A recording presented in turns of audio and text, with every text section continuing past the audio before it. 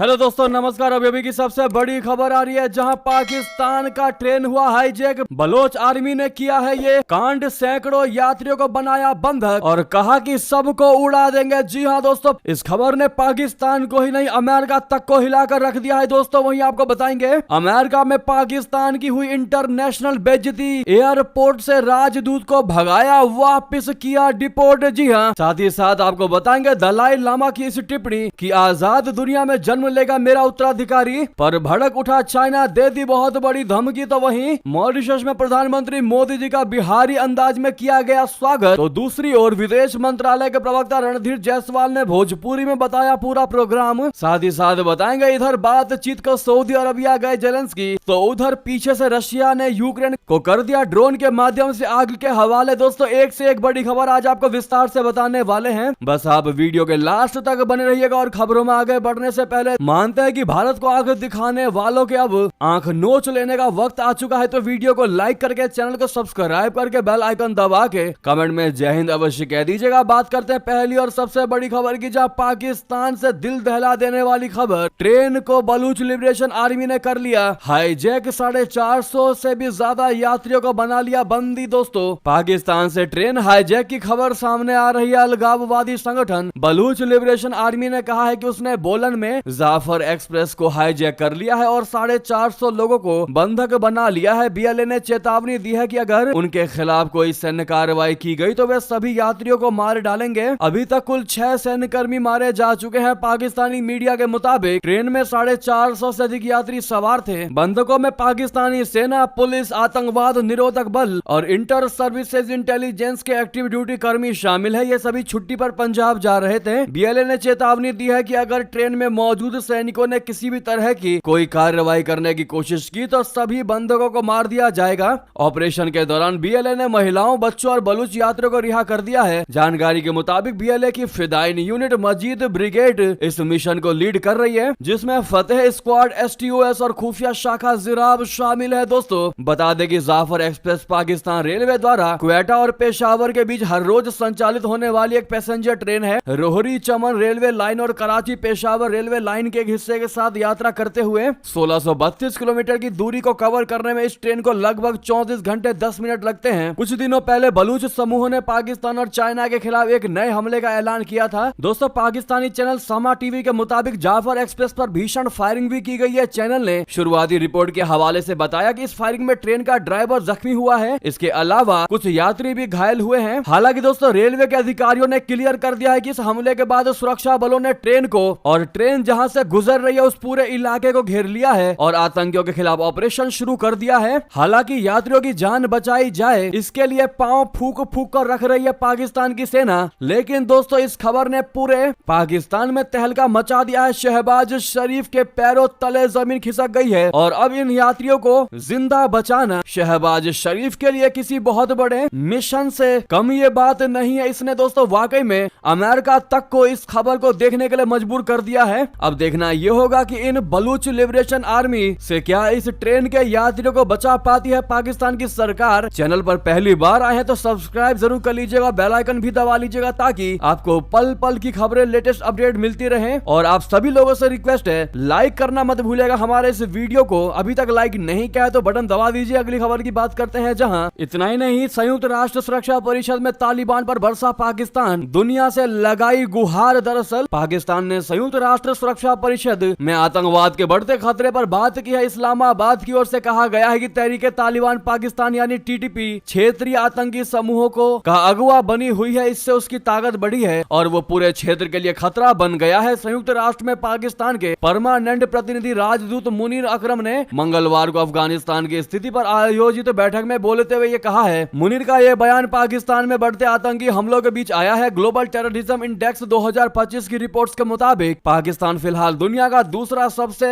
आतंकवाद से प्रभावित देश बन गया है। ये कहना रिपोर्ट का है, लेकिन दोस्तों हर एक भारतीय जानता है कि आज पाकिस्तान क्यों दुनिया का दूसरा सबसे आतंकवाद से प्रभावित देश बन गया है। वो अपने ही कर्मों से ऐसा देश बन चुका है और यूं ही नहीं, इसको आतंकिस्तान कहते हैं। अगली खबर बता दें जिसे जानकर आप भी जाएंगे चौंक और कहेंगे ये तो होना ही था। दोस्तों अमेरिका में पाकिस्तान की अंतरराष्ट्रीय बेइज्जती हुई है। एयरपोर्ट से राजदूत को वापस भगा दिया गया है। जी हाँ, डिपोर्ट कर दिया है। उनको बता दें, खबर यह है कि तुर्कमेनिस्तान में पाकिस्तान के एक राजदूत को अमेरिका में एंट्री नहीं दी गई, उन्हें वहां से सीधा डिपोर्ट कर दिया गया। ऐसा अमेरिका में डोनाल्ड ट्रंप के शासन के लौटने के बाद से इमिग्रेशन में नियमों में हुई सख्ती के कारण हुआ है। दरअसल पाकिस्तान के राजदूत के एहसान वगान तुर्कमेनिस्तान में नियुक्त हैं। वो एक निजी यात्रा पर अमेरिका जा रहे थे, वहां पर उनकी एंट्री तुरंत रोक दी गई। राजदूत के पास वैध वीजा था, लेकिन उसके बावजूद उन्हें लॉस एंजल्स एयरपोर्ट से वापस भेज दिया गया। पाकिस्तानी विदेश कार्यालय के मुताबिक एहसान वगान के पास सभी जरूरी दस्तावेज मौजूद थे, लेकिन उन्हें फिर भी यूएसए में एंट्री नहीं दी गई। आखिर क्यों, बता दें। इस घटना को लेकर पाकिस्तानी विदेश कार्यालय ने आश्चर्य और चिंता जाहिर की है। विदेश कार्यालय के वरिष्ठ अधिकारी ने मामले की पुष्टि करते हुए कहा है कि तुर्कमेनिस्तान में पाकिस्तान के राजदूत एहसान वागन के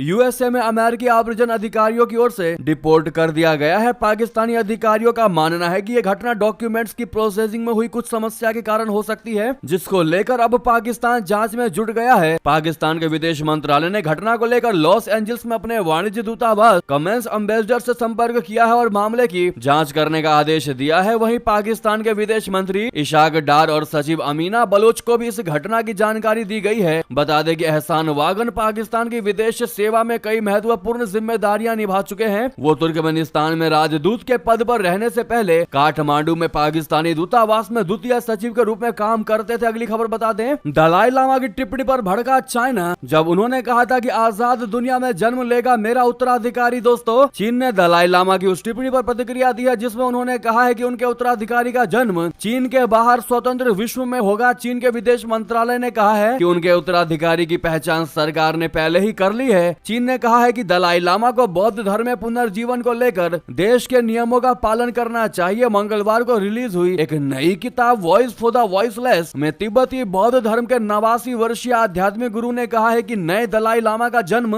चीन से अलग आजाद विश्व में होगा। इसको लेकर चीनी विदेश मंत्रालय ने कहा कि पुनर्जन्म तिब्बती बौद्ध धर्म की एक विशेष परंपरा है और दलाई लामा के जीवित बुद्ध के नाम की पहचान केंद्र सरकार ने कर ली थी। दलाई लामा को देश के जीवित बुद्ध के पुनर्जन्म नियमों का पालन करना चाहिए। चीनी विदेश मंत्रालय ने यह भी कहा कि दलाई लामा को तिब्बत के लोगों का प्रतिनिधित्व करने का कोई अधिकार नहीं है। नई किताब में दलाई लामा ने लिखा, चूंकि पुनर्जन्म का मकसद पिछले लामा के काम को आगे बढ़ाना है, इसीलिए नए दलाई लामा का जन्म स्वतंत्र दुनिया में होगा ताकि दलाई लामा का पारंपरिक मिशन यानी दुनिया में करुणा की आवाज बनना, तिब्बती बौद्ध धर्म का आध्यात्मिक नेता और तिब्बत का प्रतीक बनना जारी रहे। जी हाँ, साथ ही साथ अगली खबर बता दें, मॉरिशस में पीएम मोदी जी का बिहारी अंदाज में किया गया स्वागत। पीएम मोदी ने लिखा, ये हमेशा याद रहेगा। जी हाँ, प्रधानमंत्री नरेंद्र मोदी जी मंगलवार को 2 दिवसीय दौरे पर मॉरिशस की राजधानी पोर्ट लुइस पहुंचे। पोर्ट लुइस पहुंचने पर भारतीय मूल के लोगों ने प्रधानमंत्री मोदी जी का भव्य स्वागत किया। इस दौरान महिलाओं ने बिहारी अंदाज में पारंपरिक गीत गाकर इस स्वागत कार्यक्रम को यादगार बनाया। दरअसल महिलाओं ने भोजपुरी भाषा का पारंपरिक गीत गवई गाकर प्रधानमंत्री मोदी जी का स्वागत किया। गीत Gavai Bhojpuri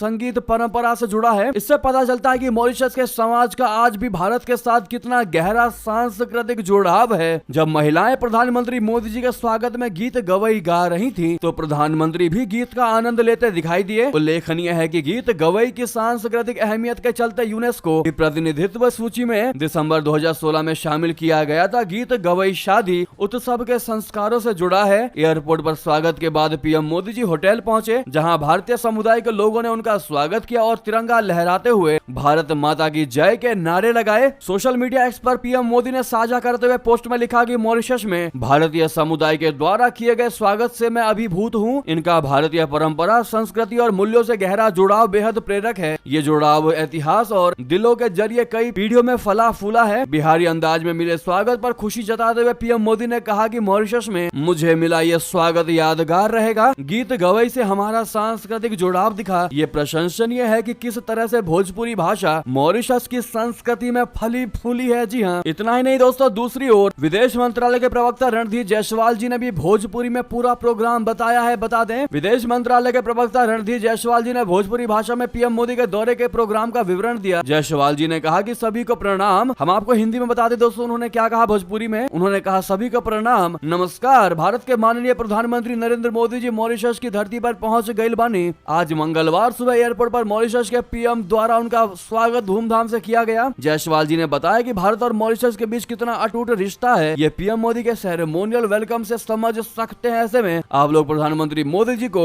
happy journey and all the best PM Modi कहना बिल्कुल भी मत भूलिएगा। अगली खबर की बात कर लेते हैं, जहां पर इधर बातचीत को सऊदी अरब गए जेलेंस्की, तो पीछे से रशिया को यूक्रेन ने दे दी बहुत बड़ी चुनौती। ड्रोन अटैक से दहला दिया मॉस्को। दोस्तों, यूक्रेन ने रशिया की राजधानी मॉस्को को निशाना बनाकर धड़ाधड़ ड्रोन हमले कर दिए। इन हमलों की वजह से रशिया के 2 बड़े एयरपोर्ट्स को बंद करना पड़ा। इससे कई रिहायशी इलाकों में नुकसान भी हुआ। मॉस्को के मेयर सरगई सोबियानिन ने कहा कि यूक्रेन की ओर से दागे गए 60 ड्रोन को नष्ट किया गया। उन्होंने कहा कि यूक्रेन के ड्रोन को हवा में मार गिराने की वजह से उसका मलबा एक इमारत पर गिरा, जिससे उस इमारत की छत बुरी तरह से क्षतिग्रस्त हो गई। हालांकि इस दौरान कोई घायल नहीं हुआ। मॉस्को मेयर का कहना है कि यूक्रेन के सबसे बड़े ड्रोन हमले को नेस्तनाबूद किया गया है। रूस के रक्षा मंत्रालय का दावा है कि यूक्रेन ने उस पर 300 से ज्यादा ड्रोन हमले किए हैं। हालांकि उन्हें समय पर ही हवा में मार गिराया गया। यूक्रेन के राष्ट्रपति व्लादिमीर जेलेंस्की सऊदी अरब पहुंच चुके हैं। यहाँ उन्होंने क्राउन प्रिंस मोहम्मद बिन सलमान से मुलाकात की। व्हाइट हाउस में अमेरिकी राष्ट्रपति ट्रंप के बाद